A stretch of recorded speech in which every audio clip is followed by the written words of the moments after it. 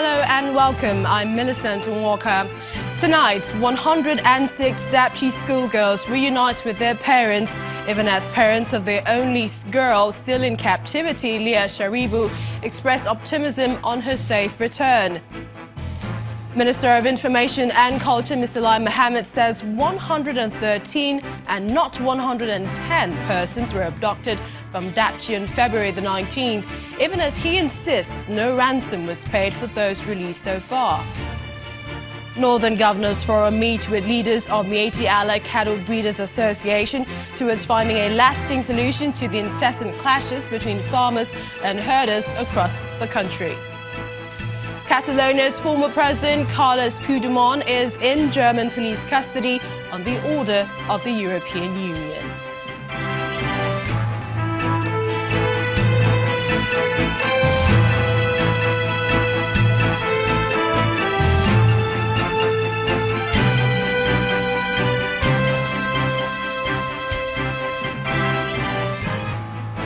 We begin tonight from Dapchi in Yobe State, where parents of the schoolgirls that were abducted by Boko Haram insurgents over a month ago have been reunited with their children.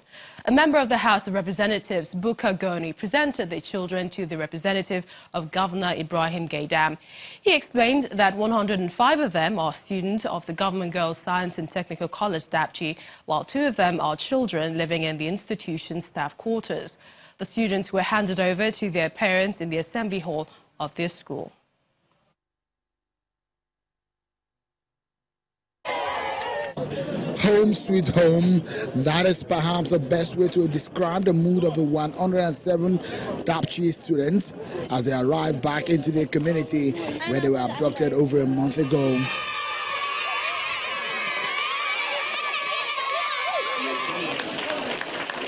Excited parents and other members of the community gladly welcome the girls back.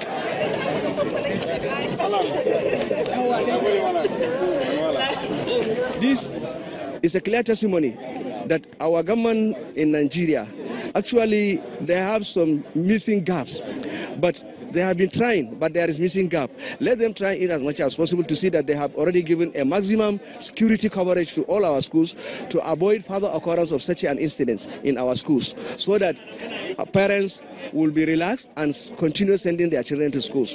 Sharing in the joy of the reunion are some government officials and dignitaries who are particularly happy that the girls were found to be in good health. The girls have been released, and everybody, all the parents, the school teachers, the whole community is in a very, very joyous mood.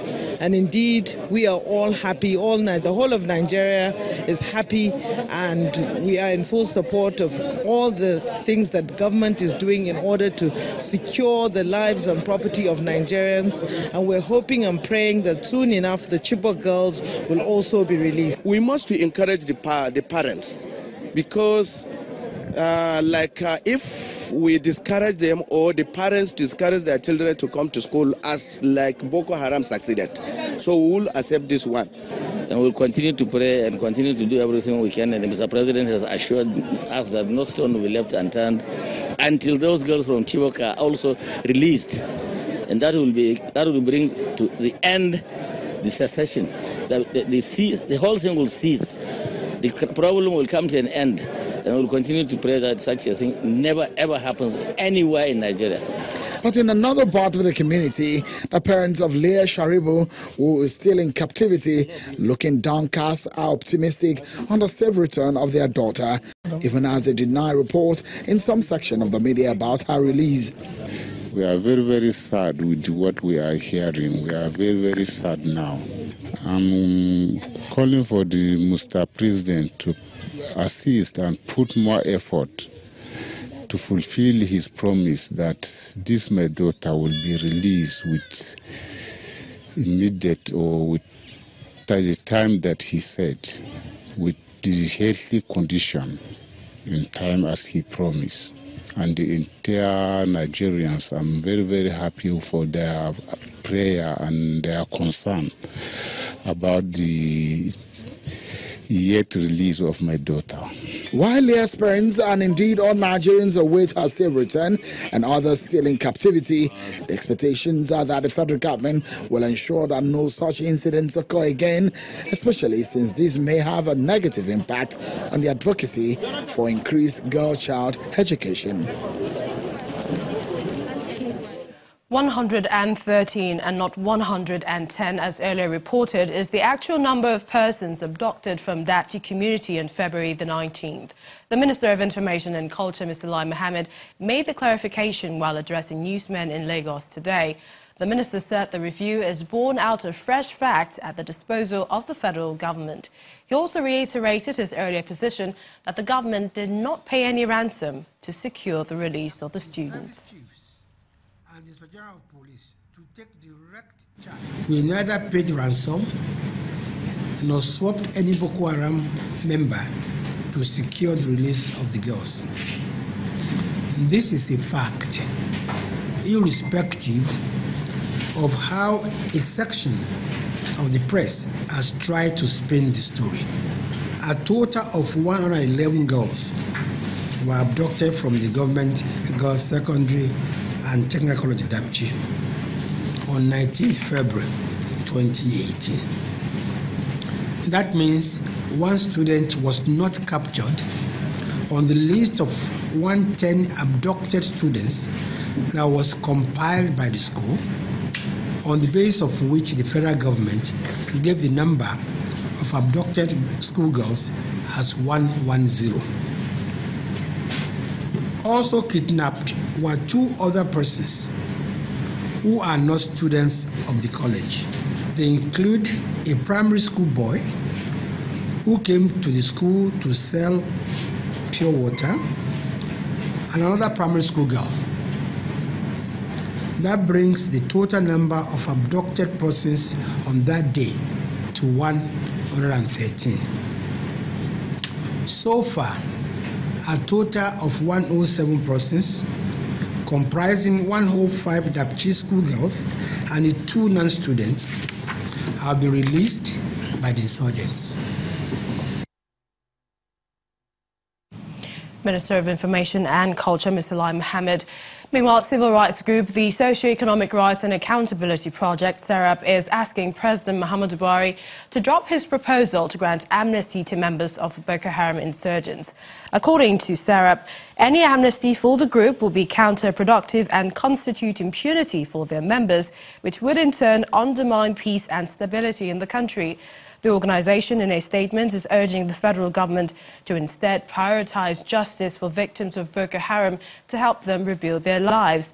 The statement reads, quote, "Any amnesty for Boko Haram would take away the rights of the victims to justice, ignore the needs of the internally displaced persons, and never bring closure to the mass atrocities committed by the group against Nigerians," end of quote. SERAP notes that any amnesty for the group would be contrary to Nigeria's international obligations and commitments, including the Rome Statute of International Criminal Court, the International Covenant on Civil and Political Rights, and the African Charter on Human and People's Rights. Northern governors are seeking a lasting solution to the perennial farmers-herdsmen clashes in various parts of the country. As part of efforts to achieving this, the governors today met with the leaders of the Miyetti Allah Cattle Breeders Association in Sokoto State.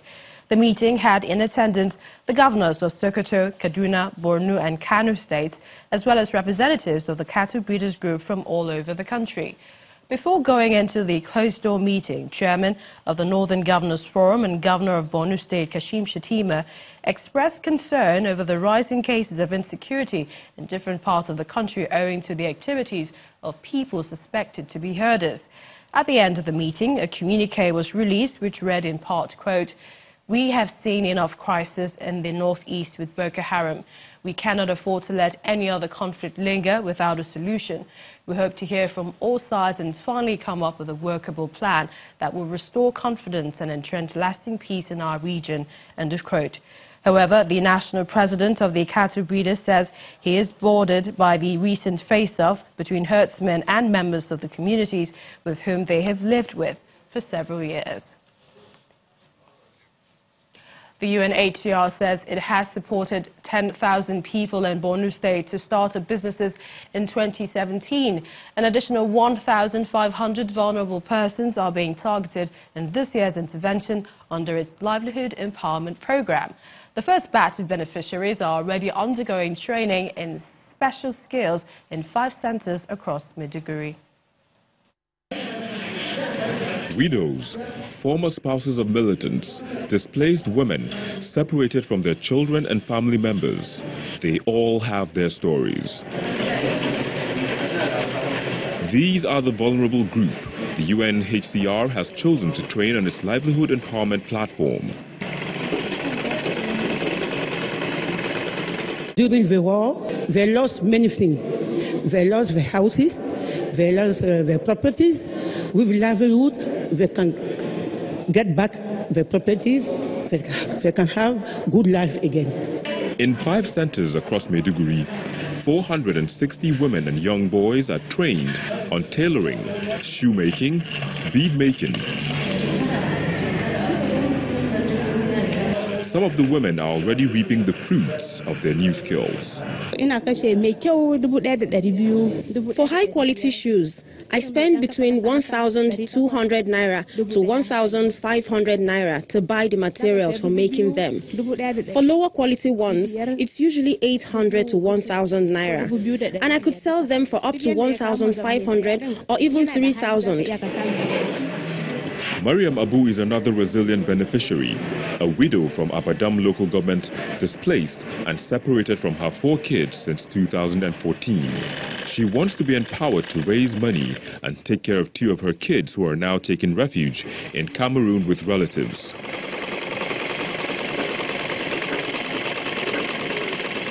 I just want a place where I can do my business and earn some money to help myself and my parents. I need a sewing machine and a shop. One of the centers was established by the winner of the 2017 UNHCR Nansen Refugee Award, the Future Prowess Islamic Foundation, where over 500 orphans and vulnerable kids get free Western and Islamic education.